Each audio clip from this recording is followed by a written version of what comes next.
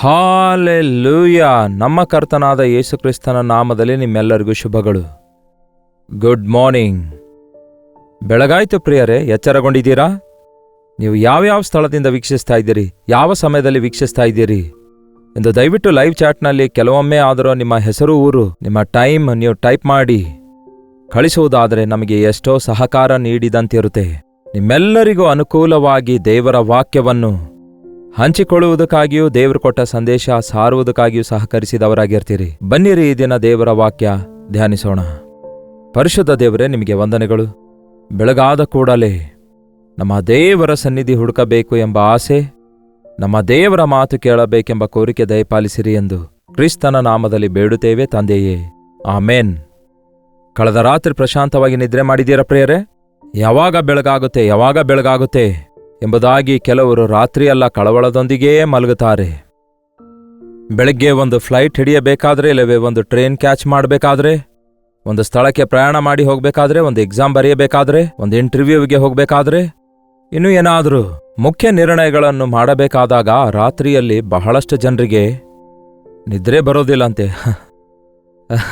ಒಂದು ವಿಧವಾದ ಆಂಗ್ಸೈಟಿ, ಆತುರತೆ ಇರುತ್ತೆ, ಇಲ್ಲವೇ ಕಳವಳ ಇರುತ್ತೆ. ಆದರೆ ಕಳವಳಗೊಳ್ಳುವುದರಿಂದ, ಆತುರ ಪಡುವುದರಿಂದ ಯಾವ ಪ್ರತಿಫಲ ಇರಲ್ಲ ಪ್ರಿಯರೇ.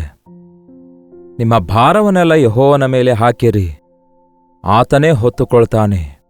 ದೇವರಿಗೆ ಹೇಳ್ರಿ ಏನ್ ಮಾಡಬೇಕು ಎಂಬುದಾಗಿ, ಸಹಾಯ ಮಾಡಿರೆಂದು ಕೇಳಿರಿ. ನಿಮ್ಮ ದಿನಚರಿ ಪ್ರಾರಂಭಿಸಿ. ಬೆಳಗ್ಗೆ ಎದ್ದ ತಕ್ಷಣವೇ ಏನೋ ಗಾಬರಿಂದ ಎದ್ದು ಅವಸರದಿಂದ ಹೋಗಬೇಡಿ. ಏನೋ ಮಾಡೋಣ ಎಂಬುದಾಗಿ ಹೊರಟು ಹೋಗೋದರಿಂದ ಪ್ರಯೋಜನವಿರಲ್ಲ. ಹಾಸಿಗೆ ಮೇಲಿರುವಾಗಲೇ ದೇವರಿಗೆ ನಿಮ್ಮನ್ನು ನೀವು ಒಪ್ಪಿಸಿಕೊಟ್ಟು ಪ್ರತಿ ಬೆಳಗಿನ ಜಾವದಲ್ಲಿ ದೇವರಿಗೆ ಮೊರೆಯಿಡುವುದನ್ನು ಅಭ್ಯಾಸ ಮಾಡಿಕೊಳ್ಳಿರಿ. ಅಂತಹ ಪ್ರಾರ್ಥನಾ ವೀರರಲ್ಲಿ ಒಬ್ಬನಾಗಿದ್ದನು ಅರಸನಾದ ದಾವೀದನು. ಕೀರ್ತನೆ 143ನೇ ಅಧ್ಯಾಯದ 8ನೇ ವಚನ ಓದುತ್ತೇನೆ ಕೇಳ್ರಿ. ನಿನ್ನಲ್ಲಿ ನಾನು ಭರವಸೆ ಇಟ್ಟಿದ್ದೇನಲ್ಲ, ಹೊತ್ತಾರೆ ನಿನ್ನ ಏನಂತೆ, ಹೊತ್ತಾರೆ ನಿನ್ನ ಕೃಪೆಯು ನನಗೆ ಪ್ರಕಟವಾಗಲಿ ಅನ್ನುತ್ತಾನೆ.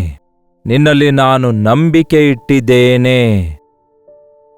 ನಾನು ನಿನ್ನನ್ನು ನಂಬಿದ್ದೇನೆ ದೇವರೇ.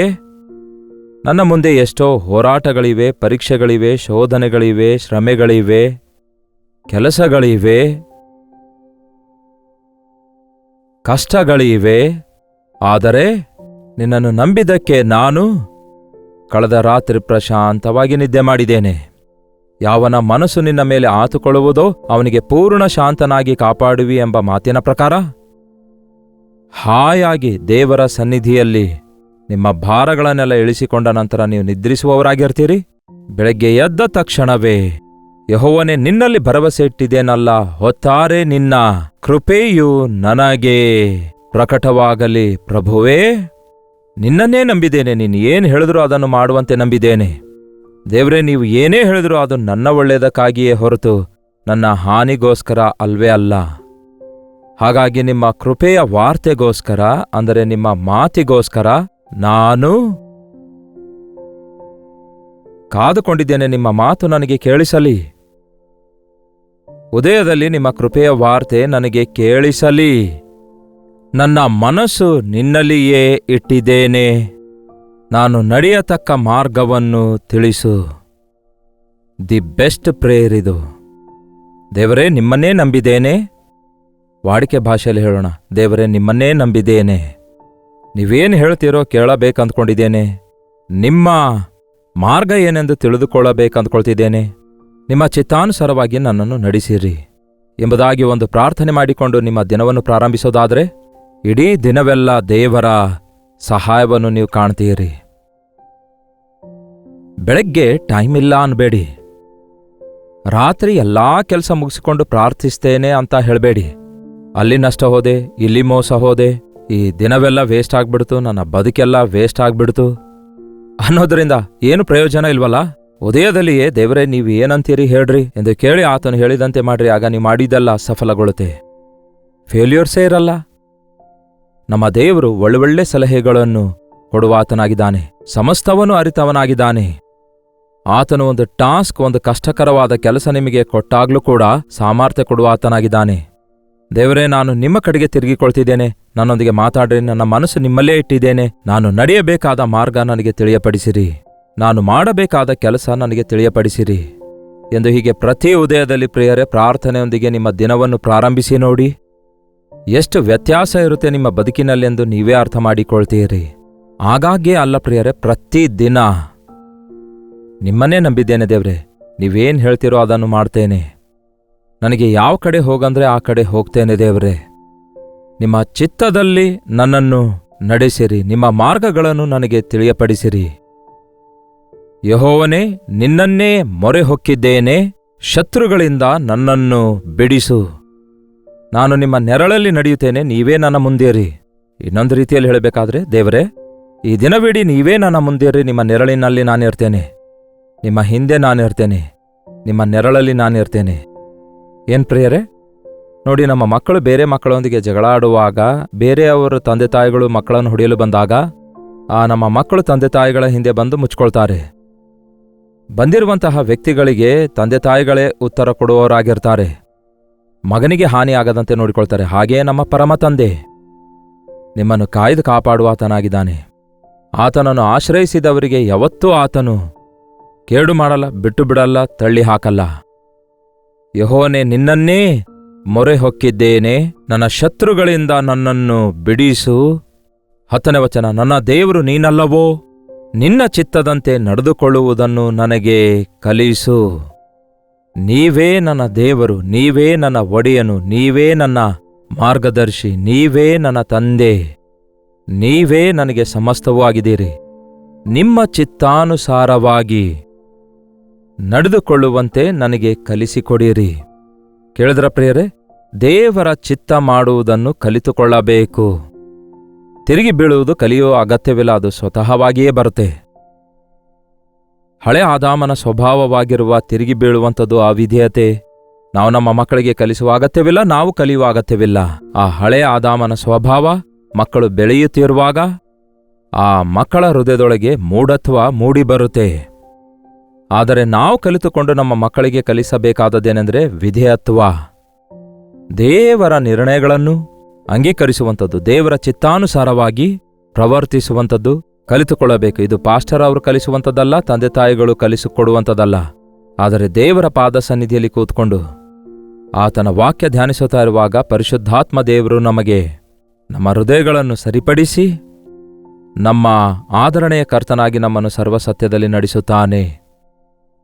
ದೇವರ ಸನ್ನಿಧಿಯಲ್ಲಿ ಮೊಳಕಾಲೂರಿ ಪ್ರಾರ್ಥನೆಯಲ್ಲಿ ಕಾಲ ಕಳೆಯುವುದನ್ನು ಕಲಿಯಿರಿ. ದಿನಾಲು ಇದೇನು ಹೇಳ್ತೀರಿ ಅನ್ನಬೇಡಿ, ಇದೇ ಪ್ರಿಯರೇ ನಮಗೆ ಅವಶ್ಯಕವಾದದ್ದು. ದಿನಾಲು ಅನ್ನ ತಿನ್ನಬೇಕು ಎಂದು ಕೇಳಬೇಡಿ. ನಮ್ಮ ಇಂಡಿಯನ್ಸ್ಗೆ ನಮಗೆ ಎಷ್ಟೇ ಟಿಫನ್ಸ್, ಎಷ್ಟೇ ಬ್ರೇಕ್ಫಾಸ್ಟ್, ಎಷ್ಟೇ ಸ್ನ್ಯಾಕ್ಸ್ ಇದ್ರೂ ಕೂಡ ಅನ್ನ ಇಲ್ಲದಿದ್ರೆ ಬದುಕಲಿಕ್ಕಾಗಲ್ಲ ಅನ್ನುತ್ತಾರಲ್ಲವೇ? ಹೌದಲ್ಲವೇ? ಅದಕ್ಕಿಂತಲೂ ಬೆಲೆಯುಳ್ಳದಾಗಿದೆ ದೇವರ ವಾಕ್ಯ. ಎಷ್ಟೇ ಹಾಡುಗಳಿದ್ರು, ಎಷ್ಟೇ ಫಂಕ್ಷನ್ಸ್ ಇದ್ರು, ಎಷ್ಟೇ ಮ್ಯಾರೇಜಸ್ ಇದ್ರು, ಎಷ್ಟೇ ಚರ್ಚಸ್ ಇದ್ರು, ಎಷ್ಟೇ ಆರ್ಭಾಟ ಆಡಂಬರ ಇದ್ದಾಗಿಯೂ ಕ್ರೈಸ್ತಿಯ ಜೀವಿತಕ್ಕೆ ಅವಶ್ಯಕವಾದದ್ದು ಮಾತ್ರ ದೇವರ ವಾಕ್ಯ. ದೇವರ ವಾಕ್ಯದ ಪ್ರಕಾರ, ಅಂದರೆ ಆತನ ಚಿತ್ತದ ಪ್ರಕಾರ ನಡೆದುಕೊಳ್ಳುವಂಥದ್ದು ನಾವು ಕಲಿತುಕೊಳ್ಳಬೇಕು. ಆವಾಗ ನಾವು ಆಶೀರ್ವದಿಸಲ್ಪಡ್ತೇವೆ. ಆಗ ನಮಗೆ ಕಾವಲಿರುತ್ತೆ. ಶುಭಕಾರಿ ಆಗಿರುವ ನಿನ್ನ ಆತ್ಮನು ನನ್ನನ್ನು ನೆಲಮಟ್ಟದಲ್ಲಿ ನಡೆಸಲಿ. ಏನಂತೆ? ನಿನ್ನ ಆತ್ಮನು ನನ್ನನ್ನು ನಡೆಸಲಿ. ಕಲಿಸುವುದು ಅಷ್ಟೇ ಅಲ್ಲ ಪ್ರಿಯರೇ, ನಡೆಸುತ್ತಾರೆ ದೇವರು. ನಡೆಯುವುದನ್ನು ಕಲಿಸ್ತಾರೆ. ಈ ಲೋಕ ಸಂಬಂಧವಾಗಿ ನಡೆಯುವುದು ತಂದೆ ತಾಯಿ ನಮಗೆ ಕಲಿಸಿದ್ದಾರೆ.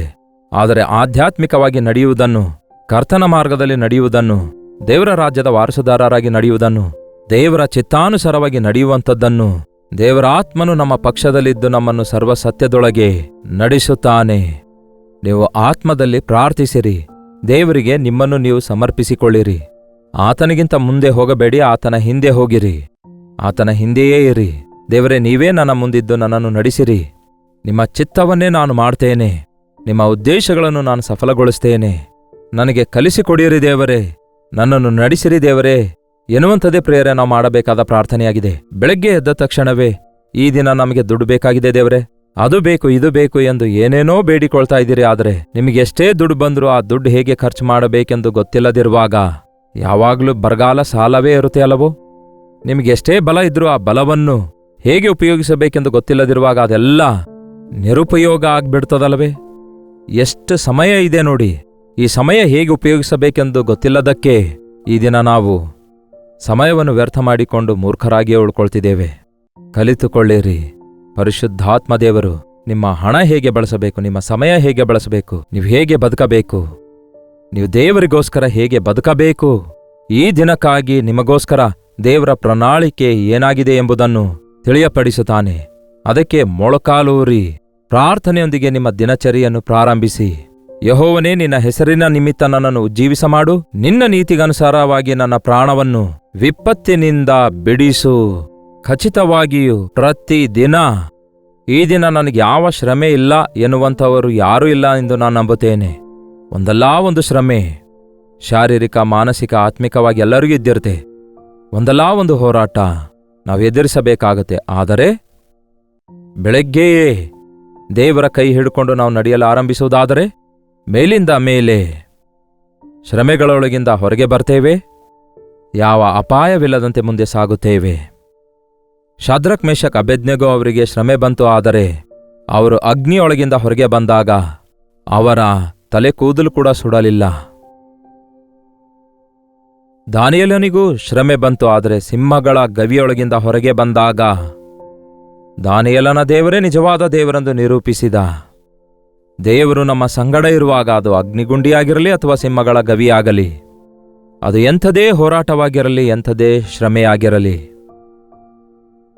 ದೇವರು ನಮ್ಮನ್ನು ಕಾಲಿಗೆ ನೀರು ತಗಲದಂತೆ ಕೆಂಪು ಸಮುದ್ರವನ್ನು ದಾಟಿಸಿರುವಂತಹ ಆ ಇಸ್ರಾಯೇಲರನ್ನು ದಾಟಿಸಿದಂತೆಯೇ ನಮ್ಮನ್ನು ದಾಟಿಸುವಾತನಾಗಿದ್ದಾರೆ. ಅದಕ್ಕಾಗಿ ಆತನು ಸಮರ್ಥನು. ನಾನು ನಿನ್ನ ಸೇವಕನು, ನನಗೆ ಕೃಪೆ ತೋರಿಸಿ ನನ್ನ ವೈರಿಗಳನ್ನು ಖಂಡಿಸಿಬಿಡು. ನನ್ನ ಪ್ರಾಣ ಸಂಕಟರನ್ನೆಲ್ಲ ಕಡಿದು ಹಾಕು, ಇಲ್ಲವೇ ನಾಶಗೊಳಿಸು. ನನ್ನ ಪ್ರಾಣ ಸಂಕಟಪಡಿಸುವವರೊಂದಿಗೆ ನಾನು ಜಗಳವಾಡಲ್ಲ. ಏನಂತೆ? ನನ್ನ ಶತ್ರುಗಳೊಂದಿಗೆ ನಾನು ಎದುರಿಸುವುದಿಲ್ಲ. ಯಾಕೆಂದ್ರೆ ಶತ್ರುಗಳನ್ನು ಪ್ರೀತಿಸಿರಿ ಅಂದಿದ್ದಾರೆ ದೇವರು. ನಾವ್ ಹೇಗೆ ಶತ್ರುಗಳನ್ನು ಪ್ರೀತಿಸಬೇಕನ್ನುತ್ತೀರೇನೋ? ನೀವು ನಿಮ್ಮ ಶತ್ರುಗಳನ್ನು ಪ್ರೀತಿಸಿರಿ, ಪ್ರತಿಕಾರ ತೀರಿಸಿಕೊಳ್ಳೋದು ನನ್ನ ಕೆಲಸ, ಅವರನ್ನು ನಾನು ನೋಡಿಕೊಳ್ತೇನೆ ಎಂದು ದೇವರು ಹೇಳ್ತಾರೆ. ಹಾಗಾಗಿ ಅನವಶ್ಯಕವಾಗಿ ನಿಮಗೆ ಹಾನಿ ಮಾಡಿದವರ ಬಗ್ಗೆ ಹಾಗೂ ನಿಮ್ಮನ್ನು ನಷ್ಟಗೊಳಿಸಿದವರ ಬಗ್ಗೆ ಯೋಚಿಸುತ್ತಾ ನಿಮ್ಮ ದಿನವನ್ನು ವ್ಯರ್ಥ ಮಾಡಿಕೊಳ್ಳಬೇಡಿ. ದೇವರೇ, ನನ್ನನ್ನು ಮರೆಮಾಡಿ ಪ್ರತಿಯೊಂದು ಕೇಡಿನಿಂದ ತಪ್ಪಿಸಿ ನನ್ನನ್ನು ನಡೆಸಿರಿ, ನನಗೆ ಕಲಿಸಿಕೊಡಿರಿ ಎಂಬ ಉನ್ನತವಾದ ಪ್ರಾರ್ಥನೆಯೊಂದಿಗೆ ನಮ್ಮ ದಿನವನ್ನು ಪ್ರಾರಂಭಿಸೋಣ. ಆಧ್ಯಾತ್ಮಿಕವಾಗಿ ಆಶೀರ್ವದಿಸಲ್ಪಡೋಣ. ಪ್ರಾರ್ಥನೆ. ಪರಿಶುದ್ಧ ದೇವರೇ, ಪ್ರೀತಿಯುಳ್ಳ ತಂದೆಯೇ, ಮತ್ತೊಂದು ಸಾರಿ ನಿಮ್ಮ ಪಾದಗಳ ಬಳಿಗೆ ಬರ್ತಿದ್ದೇವೆ. ನಿಜವೇ ದೇವರೇ, ನಮ್ಮ ಜೀವಿತದಲ್ಲಿ ಇನ್ನೂ ದಿಗುಲು, ಚಿಂತೆ, ಬಾಧೆ, ಶ್ರಮೆಗಳನ್ನು ಯೋಚಿಸುತ್ತಲೇ ಕುಗ್ಗಿ ಹೋಗುವಂಥವರೇ ಆಗಿದ್ದೇವೆ. ಬೆಳಗ್ಗೆ ಎದ್ದಂದಿನಿಂದ ರಾತ್ರಿ ಮಲಗುವ ತನಕ ಏನನ್ನು ತಿನ್ನೋಣ, ಕುಡಿಯೋಣ, ಧರಿಸೋಣ ಎಂಬ ಆಲೋಚನೆಯೊಂದಿಗೂ ಏನು ಸಂಪಾದಿಸೋಣ ಎಂಬ ಆಲೋಚನೆಯಲ್ಲಿಯೇ ಇದ್ದೇವೆ ಹೊರತು ದೇವರೇ, ನಿಮ್ಮ ಚಿತ್ತ ಏನಾಗಿದೆ ನನ್ನ ವಿಷಯದಲ್ಲಿ? ನನ್ನ ದೇವರು ನನ್ನ ಸಂಗಡ ಇರೋದಾದರೆ ಯಾವ ಕೇಡು ನನಗೆ ಸಂಭವಿಸುವುದಿಲ್ಲ. ಆತನ ಆಶ್ರಯನ್ನು ಮೊರೆಹೊಕ್ಕುತ್ತೇನೆ. ನಿಮ್ಮ ರೆಕ್ಕೆಯ ಅಡಿಯಲ್ಲಿ ನಮಗೆ ವಿಶ್ರಾಂತಿ ಇದೆ ಎಂದು ನಂಬಿ ವಿಶ್ವಾಸವಿಡಲು ನಮಗೆ ಸಹಾಯ ಮಾಡಿರಿ. ನಿಮ್ಮಲ್ಲಿಯೂ ನಿಮ್ಮ ವಾಕ್ಯದಲ್ಲಿಯೂ ನಂಬಿಕೆ ಇಟ್ಟಂತಹ ಪ್ರತಿಯೊಬ್ಬರಿಗೂ ನಿಮ್ಮ ಕಾವಲು ದಿವ್ಯದಾನ ದಯಪಾಲಿಸಿರೆಂದು ಕ್ರಿಸ್ತನ ನಾಮದಲ್ಲಿ ಬೇಡುತ್ತೇವೆ ತಂದೆಯೇ, ಆಮೇನ್. ನಮ್ಮ ತಂದೆಯಾದ ದೇವರ ಪ್ರೀತಿಯು, ಮಗನಾಗಿರುವ ಕ್ರಿಸ್ತನ ಕೃಪೆಯು, ಆದರಣೆ ಕರ್ತನಾದ ಪವಿತ್ರಾತ್ಮನ ಸಹವಾಸವು ಕೂಡಿ ಬಂದಿರುವ ನಮ್ಮೆಲ್ಲರ ಸಂಗಡ ಇಂದಿಗೂ ಸದಾಕಾಲಕ್ಕೂ ನೆಲೆಯಾಗಿರಲಿ. ಆಮೇನ್.